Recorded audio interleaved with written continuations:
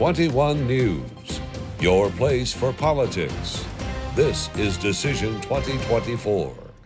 The vice presidential candidates square off in their only debate as we head into Election Day. Their candidates, their running mates, and also the issues took really solar focus last night. So we are going to focus on that also because we're a month away. A lot is happening on the ground. So joining us for our Decision 2024 political panel this week as we get closer to November, we have several people here. We have local political strategist Tony Stratus, Mahoning County Republican Party Chairman Tom McCabe, and 21 News political analyst and assistant news director Justin Mitchell. Thank you all for being here. Like I said, it was a busy night. We heard the vice presidential candidates on their own accord, but then we also heard them talking about their running mates themselves. So we heard a lot about the issues, and that's really what I think voters are focused on now. So I want to start with the fact that, there was a lot to take away from each issue that was discussed. Tony, I want to start with you. Who do you think had a stronger night, and what issues stuck out to you the most? Yeah, absolutely. So when we talk about the vice presidential debate, typically when you look at the VP debate, there's one main role: do no harm. I think both candidates had a solid debate as far as doing no harm to their running mate. Both performed well. Tim Walz definitely had a bumpy start, but once he got going, he performed very well. He showed the American people that he is relatable, that he cares about the issues, that he has a plan, and I think most importantly, that he is able to tell the truth to the American people. The issue with Senator J.D. Vance is that he was kind of living in this alternate reality that for those of you like me that might have a 2-year-old or at home that didn't stay up till the end of the debate, it was a very telling moment. He was asked the question, did Joe Biden win the 2020 election? And he couldn't answer the question. Now, before we even get started today, I think we need to make sure that we are all living in the same reality. Because if we're going to have a productive conversation about the debate, we need to make sure that we are operating on a similar field of reality. The 2020 election was won by President Joe Biden, and there needs to be a peaceful transfer of power regardless who wins the next election. If former President Donald Trump wins, it needs to be peaceful. If Vice President Kamala Harris wins, it needs to be peaceful, and we need to root for whoever that next president is. But J.D. Vance is he's eloquent. He is a Yale-educated lawyer. He is smart. I'm not discrediting that at all. There was a lot of moments where both candidates agreed on many points. Yeah. It was actually quite refreshing as someone who has been very just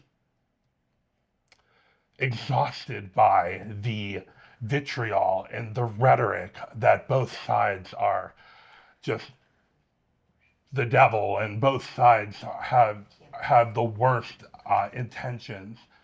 We were able to see that while we may not all agree on how we're going to get there, both sides were able to see some good in each other, and I think that gives some glimmer of hope in all of us that, hey, maybe there is a way that we could work together. But I think as far as who the winner was, I think both teams came out as a winner, but I do think there was one loser, and that loser was Donald Trump. Because of everyone who has been on that debate stage, there's one person who has shown that they are unfit to lead. J.D. Vance showed that he is presidential. Tim Walz showed that he is fit to lead. Kamala Harris showed that she has the temperament to lead. Donald Trump, what did he do?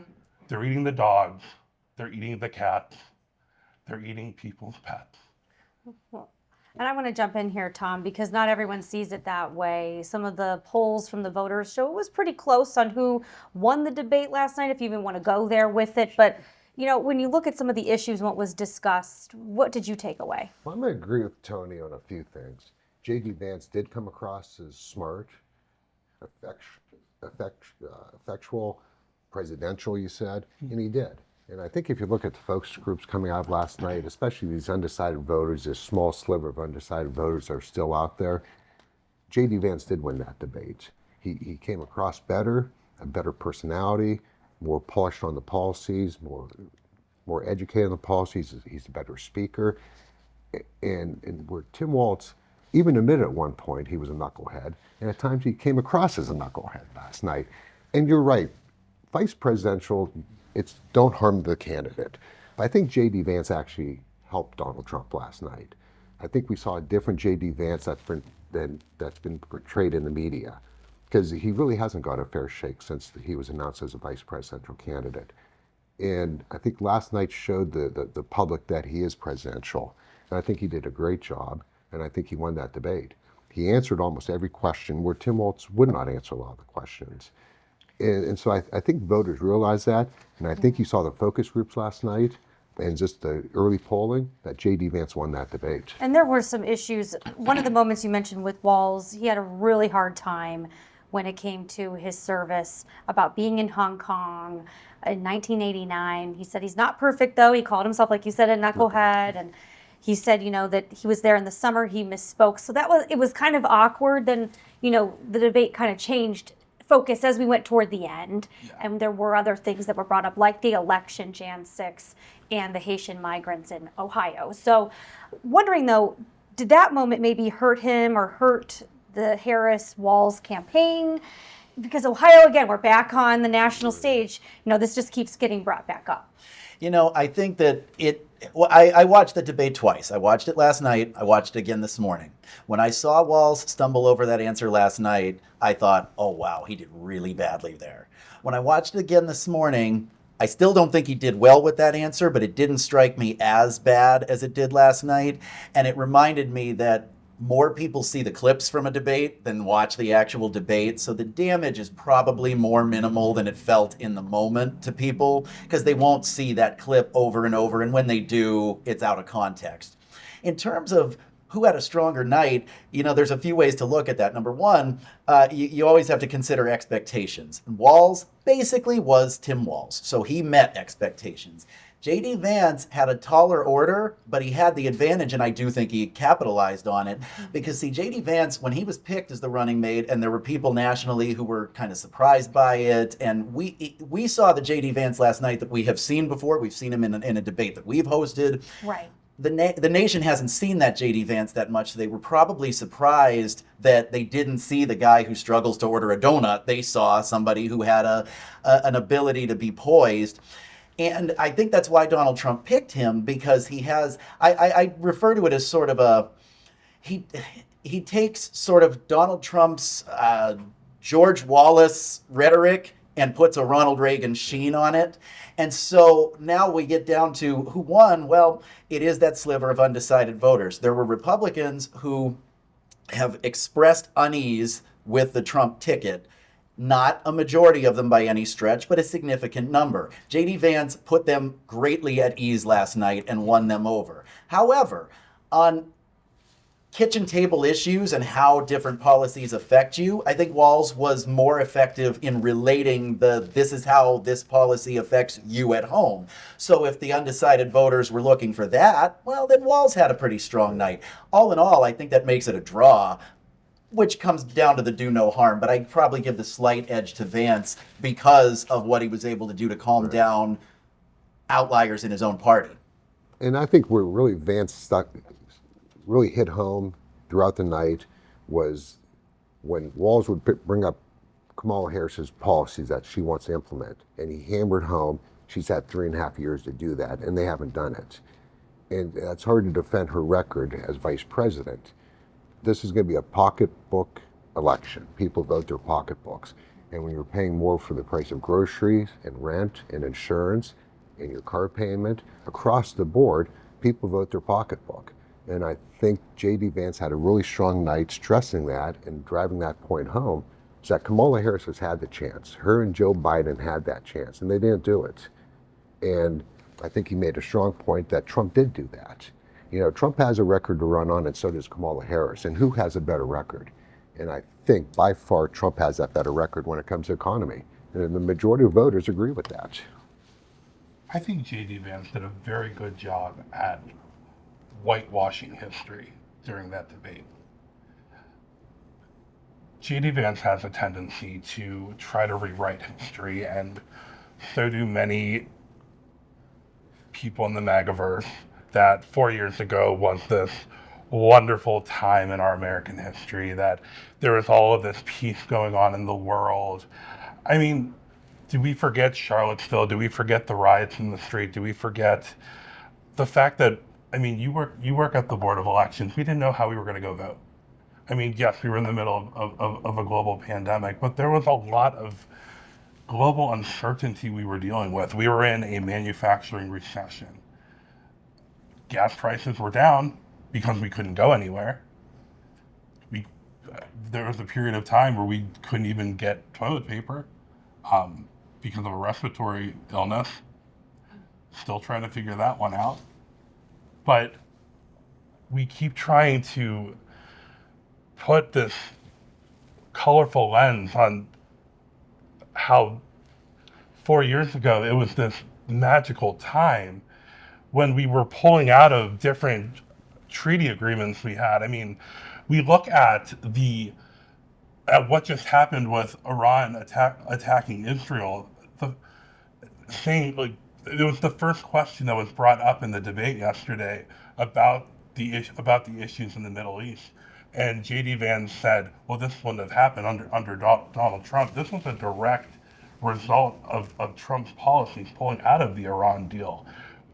It was part of the Iran deal that they wouldn't continue to grow their arsenal in order to attack Israel.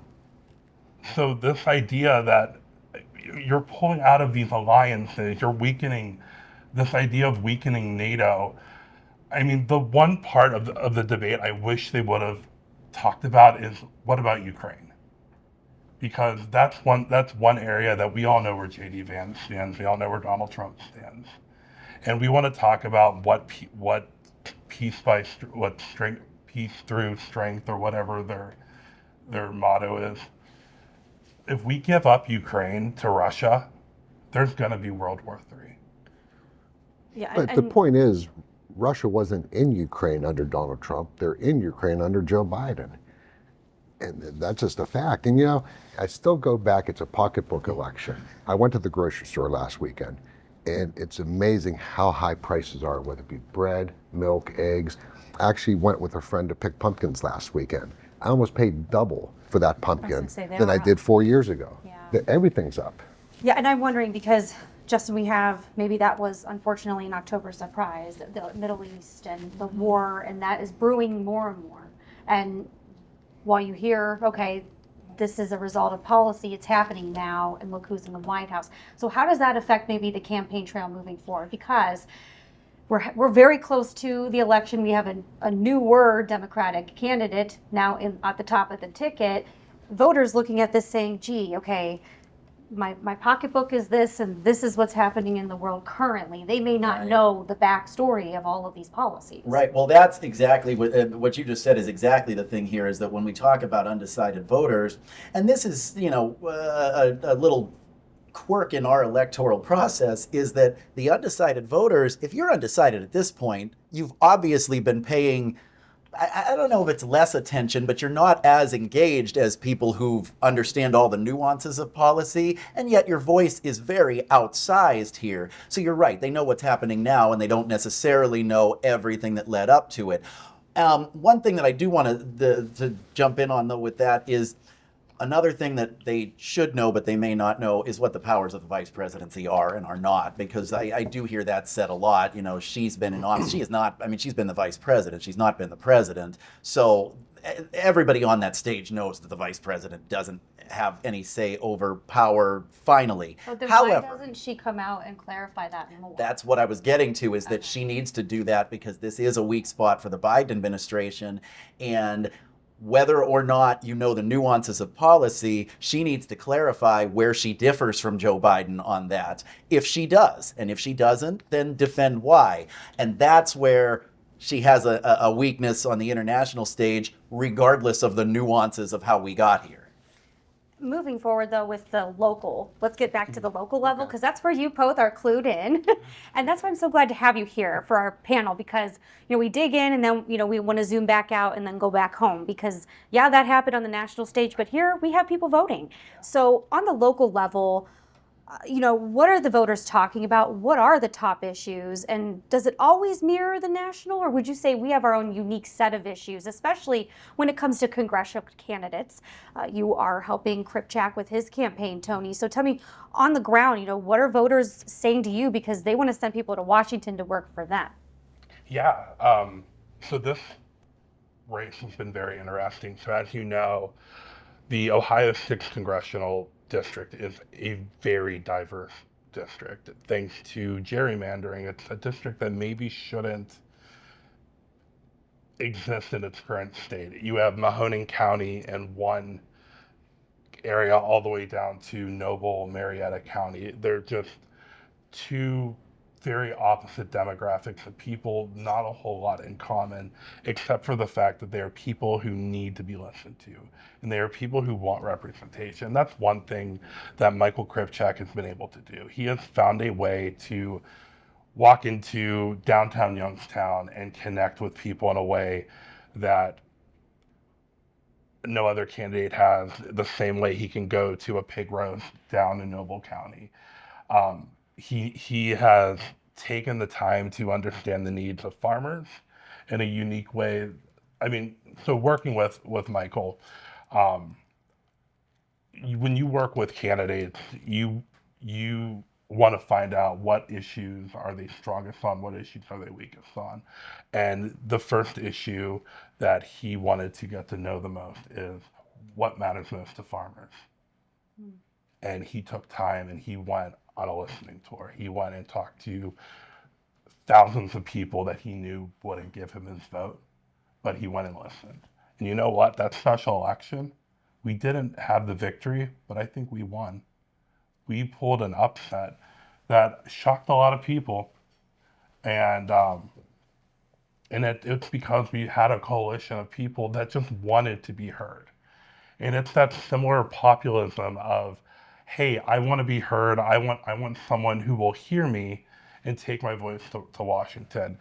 It's living through your values and not just being a partisan puppet. And that's what I think people are tired of, whether you're running for Congress, whether you're running for prosecutor, whether you're running for any of these local offices. Are you going to do the work of the people? Do you understand that elected office is a public service, not a partisan puppet game? And I think that's something we both agree on. Correct. And, I truly believe that Michael Kripchak does understand that public service is indeed about serving others. And that's why I've been so happy and lucky to run his campaign. And he's been one of my favorite candidates I've worked with this cycle. And how about you, Tom? What are you hearing on the ground from the voters and also within those local races like Rulees and Kripchak? I think when we're talking congressional races, it kind of mirrors your national races. So we're talking a federal office in Washington, D.C.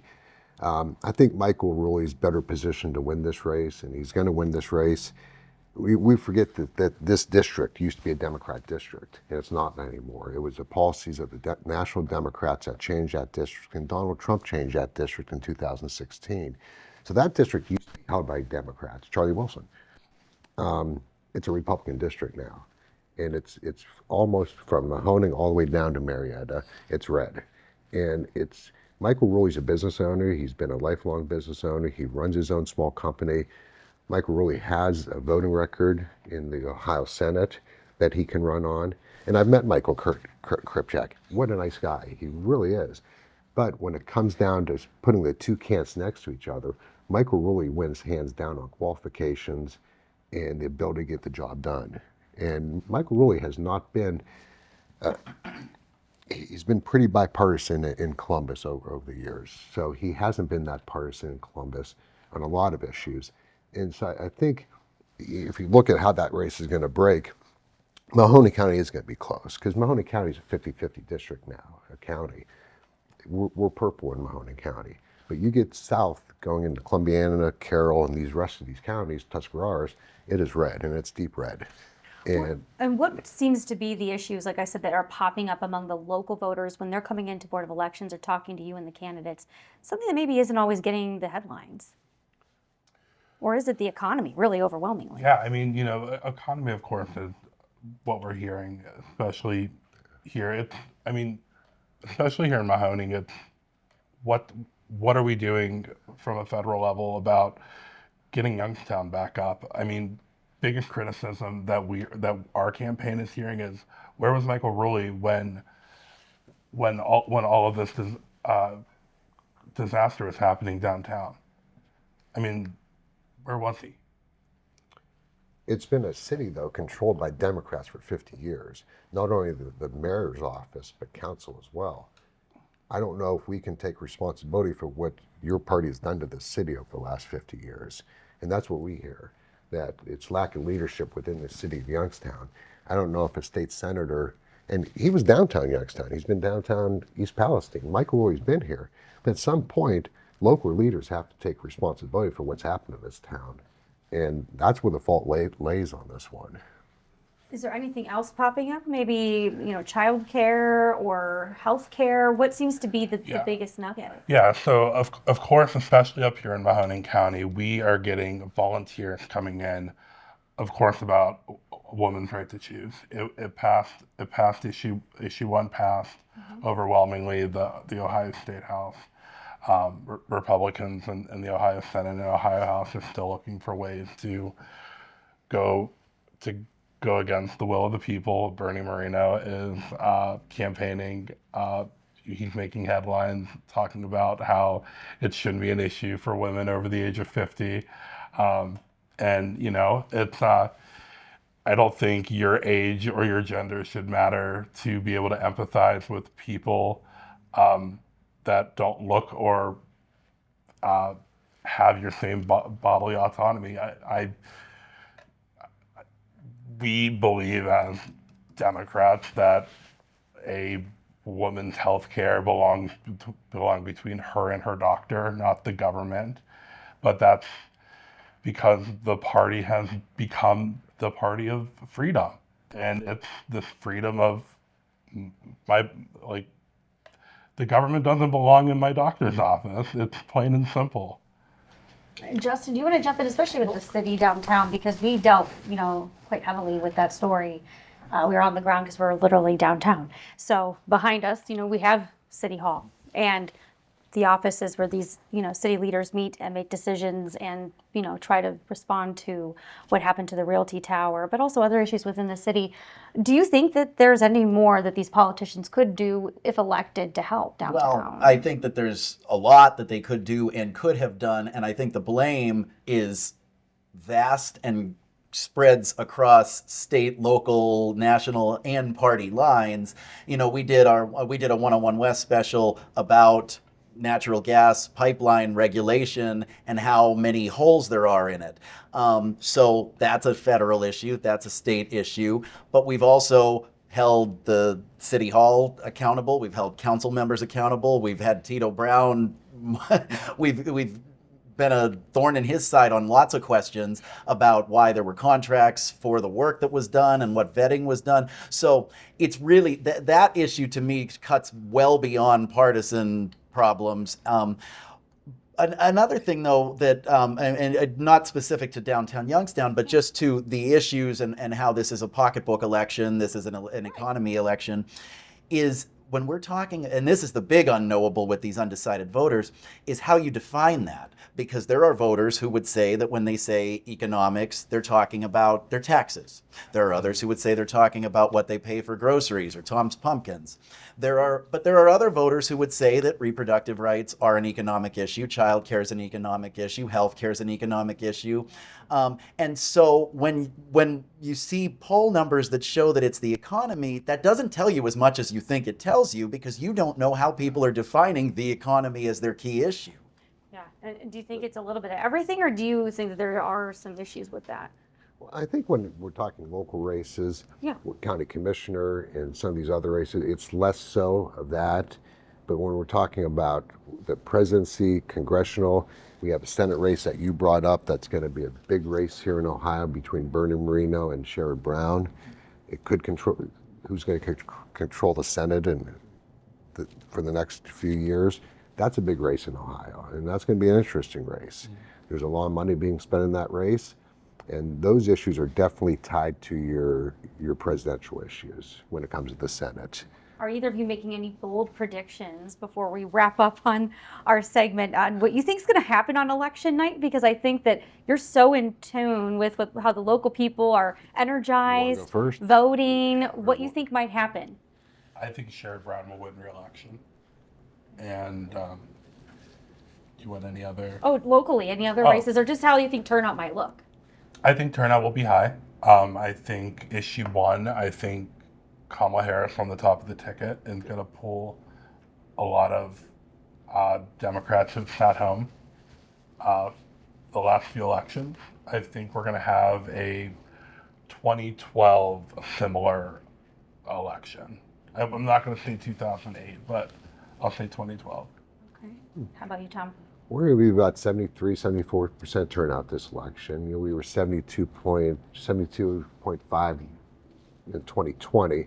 I think we're going to get a little bit more turnout. I think there's a little more enthusiasm this year on both sides. Trump wins Ohio by 10 points, which Marino's going to win Ohio by 4 or 5 points. And I think if we look at Rowley's going to win, I would say 20 points, and you can hold me to that. Then I think going down ticket, we have a state Senate race and a state rep race, which are very important as well. We have 2 new people, incumbents, Al Catrona, who's our state senator. He was our state rep. And we have Tex Fisher, who's now our state rep. I think they both win elections, too. I think it's a Republican sweep in the first 4 races. Trump, Marino, Rowley, Catrona, Fisher. The first 5 is Republican. You're not Tony? sure? I will. Well, you're in the weeds with it, so you don't want to have to bet. I'll bet. Tony's one of the best political minds. So when you told me he was going to be on the panel, it's like, ooh, I don't know. Right, yeah. Yeah, you're good. I was hoping to get Chris Anderson. I think Laura Schaefer will win.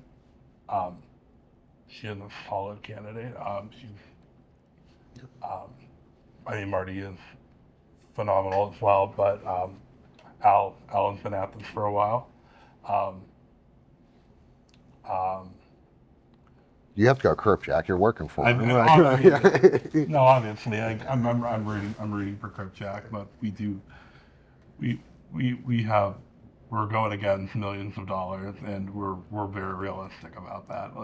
But we're the David and Goliath in this, and we need everyone at home to remember that small dollar donations go a long way. Yeah, right.